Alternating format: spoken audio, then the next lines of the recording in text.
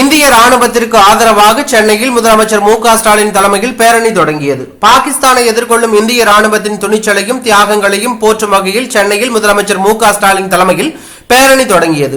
சென்னை காவல் இயக்குநர் அலுவலகத்திலிருந்து தீவுத்திடல் வரை பேரணி நடைபெறுகிறது. இந்த பேரணியில் முன்னாள் படை வீரர்கள், அமைச்சர்கள், பொதுமக்கள், மாணவர்கள் உள்ளிட்ட சுமார் 20,000 பேர் பங்கேற்றுள்ளார்கள். ராணுவத்தின் வீரம், தியாகம், அர்ப்பணிப்பை போற்றும் வகையிலும் இந்திய ராணுவத்திற்கு ஆதரவு தெரிவிக்கும் வகையிலும் இந்த மாபெரும் பேரணி நடைபெறுகிறது. பேரணி நடத்தும் முதலமைச்சருக்கு நன்றி கூறியுள்ள ஆளுநர் ஆர்.என். ரவி, தமிழக மக்களின் ஒற்றுமையை வெளிப்படுத்தும் வகையில் பேரணி நடத்தும் முதலமைச்சருக்கு நன்றி. பயங்கரவாதத்தை அழித்து தேசிய இறையாண்மையை பாதுகாக்கும் ஈடுபாட்டை உறுதி செய்கிறது.